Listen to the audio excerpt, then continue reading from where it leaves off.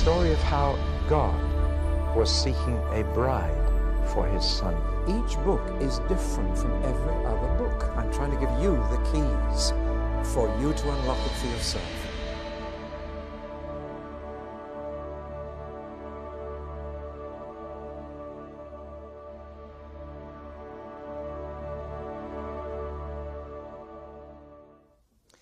I want to talk to you now about Hebrew poetry. Fortunately, most of our modern Bibles print poetry as poetry and prose as prose, and it's very important that they do. For example, prose is printed like a newspaper column with no gaps between the sentences, and every bit of space is filled, and the unit is the paragraph. So that's prose, but poetry has lots more space in it, much shorter lines, and is set out in verses. And the basic unit is the verse and not the paragraph. Now, why should that be important? Prose and poetry. And why is it important to have a Bible that shows you the difference? Because English poetry is a little different from Hebrew poetry, so it doesn't always appear as clear to us as it should. When God speaks in prose, he is communicating thoughts from his mind to your mind. But when he speaks in poetry, he is communicating his feelings from his heart to your heart. So that should be a real key to unlock the Bible for you. When you read poetry in the Bible, you should be asking about the feelings of God. And there's a tremendous lot in the Bible about God's emotions. God is a very feeling person. And we affect his feelings every day. This day we may make him sad or happy or angry, so that we are affecting God's feelings constantly. And in fact, what we feel about God is not nearly so important as what he feels about us. So it's important to study poetry and prose. And I'm going to speak about poetry now because in the next talk we're going to look at the Psalms and after that Job, so we need to understand a bit of poetry in Hebrew thinking before we go any further. Most of the prophets write in poetry, spoke in poetry, which means that they were really speaking from the heart of God about how God was feeling. And that's very important. You see, you can be too intellectual in your study of the Bible. You can just get nice thoughts from it. But you need to feel God's feelings as well as think his thoughts. And the Bible communicates his feelings in poetry. Now, prose is a more normal, natural form of speech. When we talk to each other, we use prose. It'd be rather odd if we used poetry. It's, in a sense, artificial. It has to be composed. You have to think about what you're going to say before you say it. With poetry, whereas prose, you can just get straight into. For example, supposing I came home and said to Enid here, "I'm ready for my supper, wife." "Oh, good, it's pies and peas. You've given me a dirty knife. I'd like a clean one, please." "And since there is no second course, I'll have some more tomato sauce." Now, that is not the way I talk when I come in, you see. If I talk like that, it means I've done a lot of thinking about it before I come in. It is an artificial form of speech. It is not normal speech. It's special speech. Then why use it? Why bother to compose poetry? Well, the answer is it has a much deeper appeal to people and therefore is likely to have a greater influence on them. It reaches the parts that prose can't reach. See? And that's why you find poetry in greeting cards, in Valentine cards, in birthday cards, and Christmas cards, because they're a heart message. And so we say it in poetry rather than prose, beginning to get a feel. That's a good phrase to use, actually, to get a feel for poetry. First of all, poetry goes deeper into the mind. It stays in the memory much longer. It's much easier to remember poems from your school days than the prose that you were taught in, isn't it? You can recite poetry you learned as a child. It stays in the mind. Most of us learn our theology from hymns, songs. Why? Because it's poetry. And that's why it's so important that you have songs with content. And some of the songs today have little content.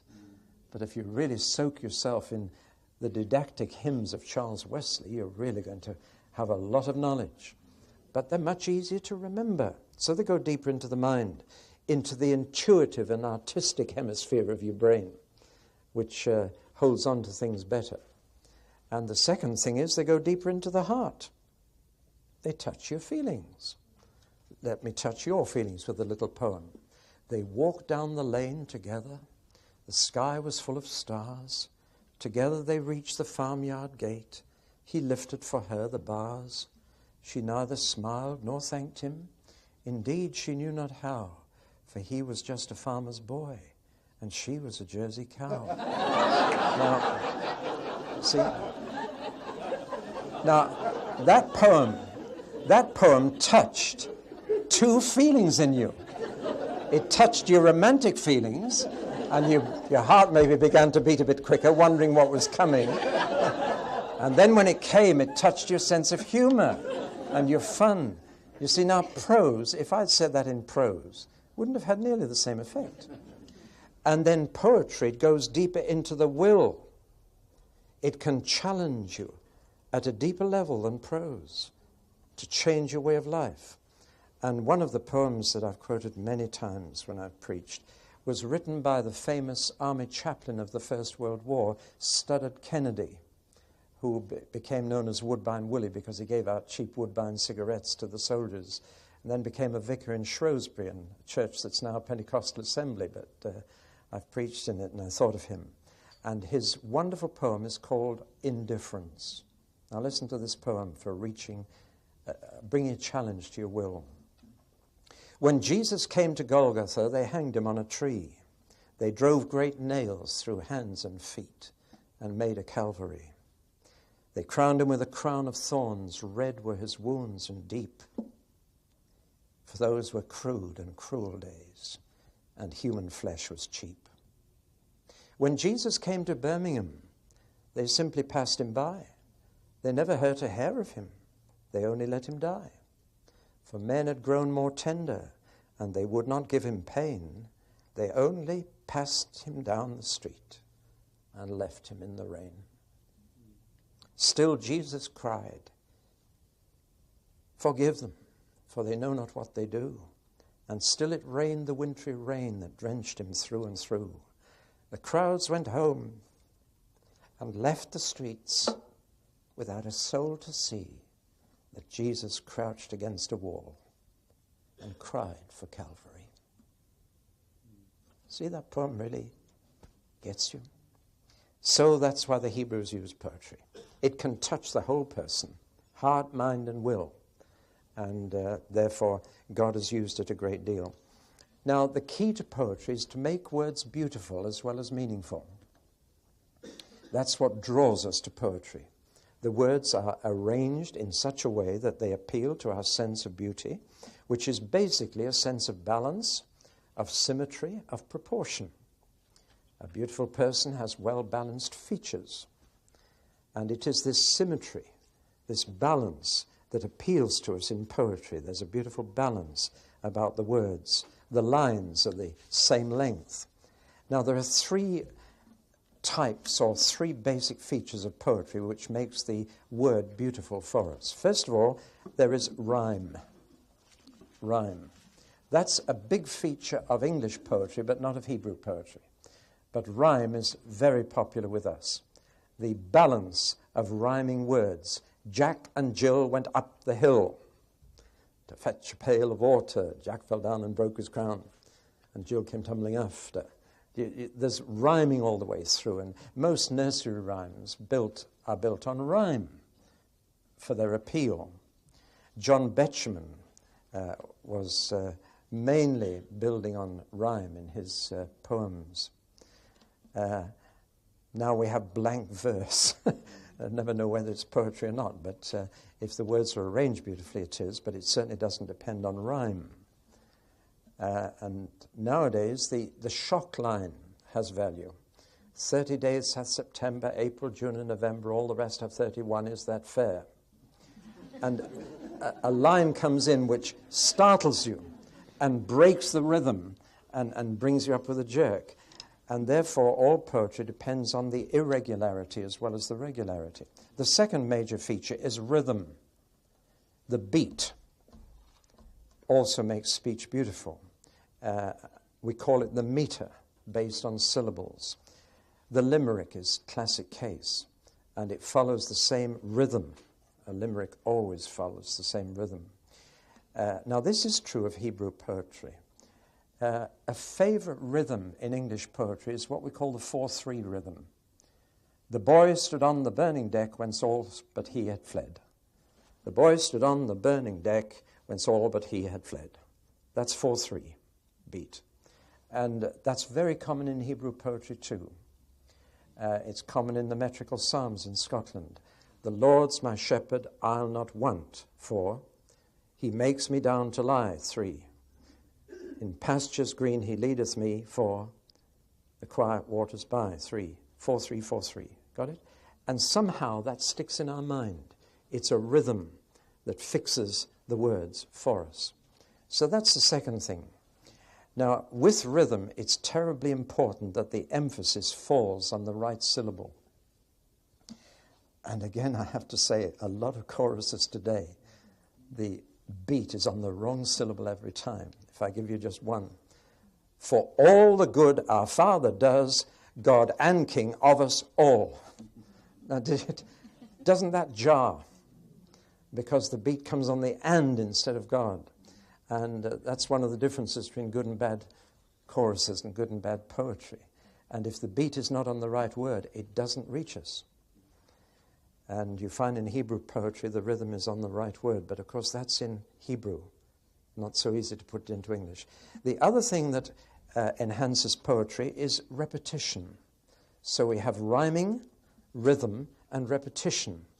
And the repetition of a word or a line makes it poetic. And Brutus is an honorable man. Do you know that speech? And Brutus is an honorable man. And Brutus is an honorable man. And somehow the repetition becomes poetic to us. Or, ba, ba, black sheep, have you any wool? Yes, sir, yes, sir. Repetition of a word. And it becomes a balance. We've got 2 eyes, 2 ears, 2 nostrils, 2 arms, 2 legs. And so a double repetition of a word becomes poetic. It becomes balanced and symmetry to us. So especially twice repetition. So pleasant sounds are a key, and poetry is meant to be read aloud. You don't really get poetry if you just read it with your eyes, which means that if you're going to use the Psalms, for example, read them aloud. You're far more likely to get something from reading the poetry of the Bible aloud than just reading it silently. There's something very satisfying about the sound of poetry. It depends on sound. The content is nicely packaged. And poetry brings wonder into things. There's a sense of wonder in poetry that there isn't in prose. And wonder is halfway to worship. That's why the Psalms are all in poetry. I've got some versions here of a nursery rhyme. Twinkle, twinkle, little star, how I wonder what you are, up above the world so high, like a diamond in the sky. Now you can kill that childlike wonder in that poem by reducing it to scientific terms. Here's another version I came across. Twinkle, twinkle, little star, I don't wonder what you are. You're the cooling down of gases forming into solid masses. Now, do you notice the childlike wonder has gone? Let's take it a step further. Scintillate, scintillate, globule prolific. Fair would I fathom thy nature specific. Loftily poised in ether capacious, closely resembling a gem carbonaceous. It's the same poem, but it's killed dead. It's gone scientific. And in a sense, prose is scientific language of the mind, but poetry is wonder language of the heart. There's a childlike quality about it. Well, now all that's about poetry generally. And one other feature of poetry, and that is that poetry is visual as well as verbal. It constantly paints pictures in the mind that you can see.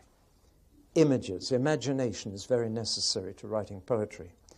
And it uses lots of metaphors, lots of similes, lots of images. That twinkle, twinkle, little star, like a diamond in the sky. That's a picture. You can see the diamond.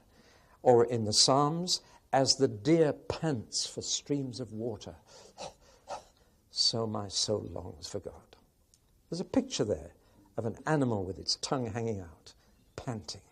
As a deer pants, so my soul longs for God. Now, so far we've been considering English poetry, which is based on Greek and Roman, where the emphasis is on the sound. But in Hebrew poetry, that is not the case. The emphasis is on the sense. And that is because if you're not careful, the sound can override the sense. And you can appreciate the sound of poetry and get no message from it. You follow me? That, of course, is why the English are known for nonsense verse. Edward Lear and Lewis Carroll were masters of it. You know the Jabberwocky? Listen to the beat of this. "'Twas brillig, and the slithy toves did gyre and gimble in the wabe. All mimsy were the borogoves, and the momroths outrabe." Did you get it? Beautiful poetry. I mean, it's wonderful poetry to read. It's fascinating. But the message? What message? You see? It's wasted. Now, that is why Hebrew poetry put the emphasis not on the sound of the words, but on the sense of the words. And therefore, we look always for the sense. That's why there is very little rhyme in Hebrew poetry. There is some rhythm, especially the 4/3 and the 3/3. But mostly it is based on repetition. And that is the key to Hebrew poetry. It is, in fact, repetition. We therefore call it parallelism. And it's based on the two-fold repetition. I've said we have 2 eyes, 2 arms, 2 legs. 2 of a thing give it balance. And therefore, most Hebrew poetry is in what we call couplet form. 2 statements that belong together. And these 2 statements are related in different ways to give us a bit of variety. Sometimes the second statement is the same all the way through the psalm. A statement is made and then, "For his mercy endures forever." Another statement, "For his mercy endures forever." So that's one very simple form of Hebrew poetry, to have a refrain as the second half of each couplet. Got it? We may use one a bit later and shout it. It really is effective. Because a couplet enables you to have what we call antiphonal singing, which means 2 choirs singing against each other, or to each other. And so one choir sings the first sentence, and the other choir echoes it with the other sentence. And there's an echo. And the Psalms are very meaningful if you read or sing them antiphonally, like that. And one half sings or reads or says the first line and the other the second. You try it sometime. You see, in the New Testament, they use psalms in worship, and we should. Again, unfortunately, modern choruses usually contain no more than 1 or 2 verses of a psalm, and therefore miss the context. And it's so important to take the psalm as a whole. So encourage your church to use psalms as a whole. And if you can't sing them, then say them. But read them like this as a couplet, one voice and then another. Now, the 3 ways in which they are related to each other I've put here. This parallelism, it's an echo. Take a typical verse. "Where can I go from your spirit? Where can I flee from your presence?" That is Hebrew poetry. It's the same thing said twice. Got it? So just let's split right down the middle, and then you say, "Where can I go from your spirit?" And then you respond with, "Where can I flee from your presence?" And you'll get the idea. All right? Where can I go from your spirit? Where can I flee from your presence? Did you hear the echo? You see, it's an echo all the time. And the second line echoes the first and gives a beautiful balance and symmetry to what's being said. And having said it twice, of course, it sticks in your mind. And the thought is there twice. When I'm preaching in another language, I have to do it through what we call an interrupter, who steals half my time. But those who know English, of course, get the message twice, and they really get so much from it because they hear each sentence, first in English from me and then in the language from the interpreter. They get far more than the others who only know one language. So this repetition is very good for emphasis, saying a thing twice. It's very good for response, this echo, and it's very good for balance. But it's not just simple repetition. The second line usually takes the thought of the first line a step further. With me?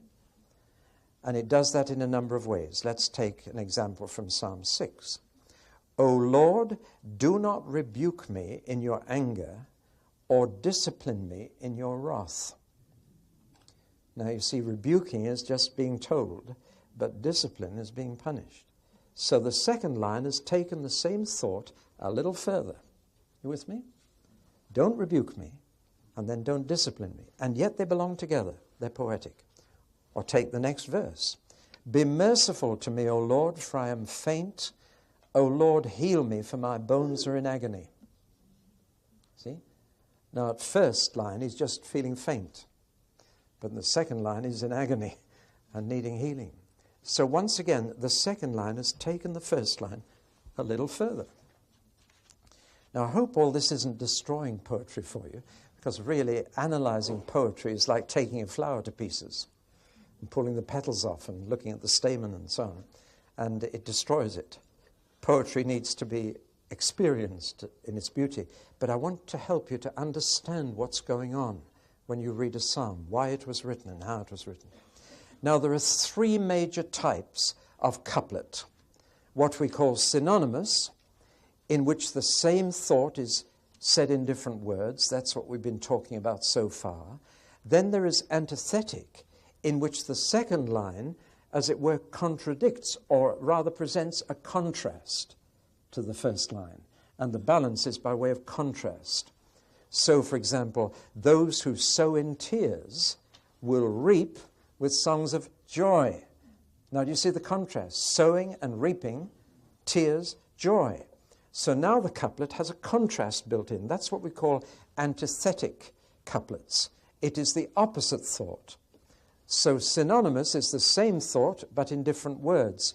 It may be just simply repeated, like the first I gave you, or it may take it further, as we looked at. But both of those are really the same thought expressed differently. But now we have opposite thought expressed together. He who goes out reaping, carrying seed to sow, will return with songs of joy, carrying sheaves with him.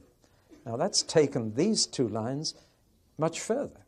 For now we have reaping and sheaves, and we have sowing and seed, and going out and returning.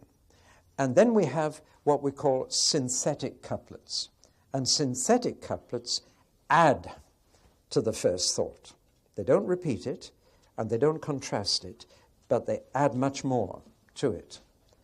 The Lord is my shepherd, I shall not want. Now the second is the result of the first. The first is the cause, the second is the effect.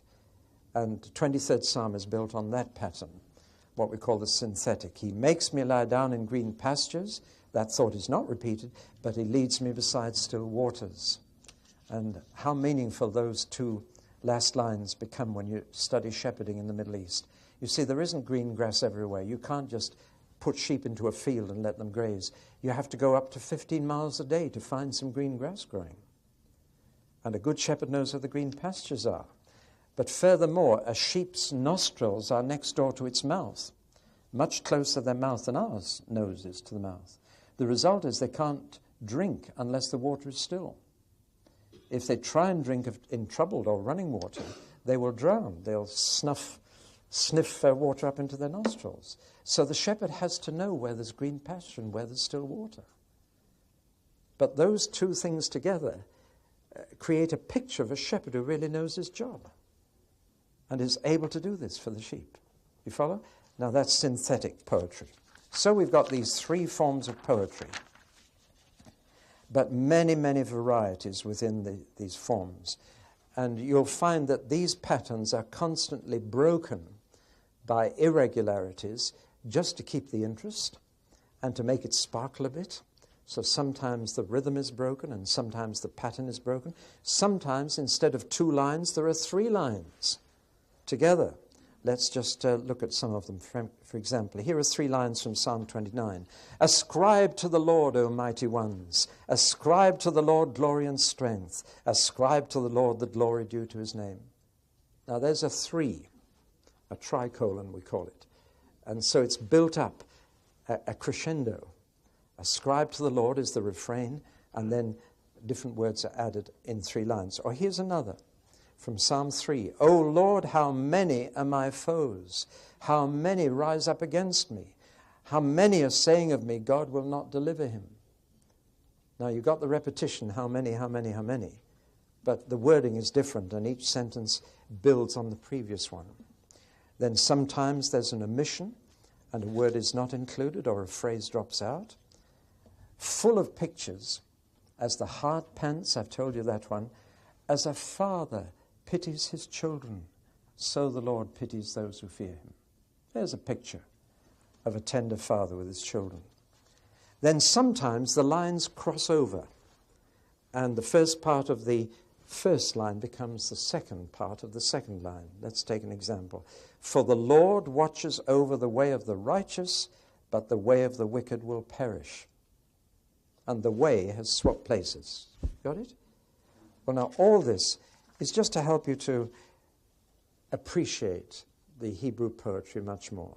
There is sometimes a kind of staircase in it. It kind of climbs up. For example, here's a little staircase verse. The voice of Yahweh breaks the cedars. Yahweh breaks the cedars of Lebanon. So that there's an introduction of something new in that second line, namely cedars of Lebanon. Sometimes the poetry is based on the alphabet. I'm trying to think of that pop song years ago. A, you're adorable. B, you're so beautiful. C, you're a cutie in my charms. No, I better stop. I'm looking at it. Now, that is an acrostic poem, and it's based on the alphabet. And many, many psalms are based on the alphabet. The first verse is Aleph, which is A in Hebrew, and second verse, third verse. Psalm 119, that's a very long one. It goes on and on and on.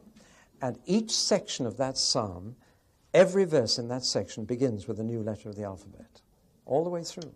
Now, it's artificial. And some people say, well, I think we should be natural when we speak to God. I don't think we should be artificial. We should be spontaneous. We should just say what comes into our heads. Well, if you do that, you will only use prose to address God. See? But I think we should use poetry as well, because that makes you think what you want to say. You have to prepare what you want to say. And that's how most choruses and hymns get written. Somebody sits down and says, what do I want to say to God? And they think about it and they prepare. And we use artificial speech whenever we sing a hymn together. But it enables us to sing it together. If I just said, now the next time of worship, each of you sing whatever you really want to say to God, we're going to have chaos. It then becomes individual worship, not corporate worship. And so the advantage of using poetry in worship is that we can say it together. There used to be a family tradition in our house. Our 3 children used to come and wake me up at an ungodly hour on a certain day in the year, and then they stood in a row at the foot of my bed, 3 of them, and then in a most artificial way, they addressed me in poetry.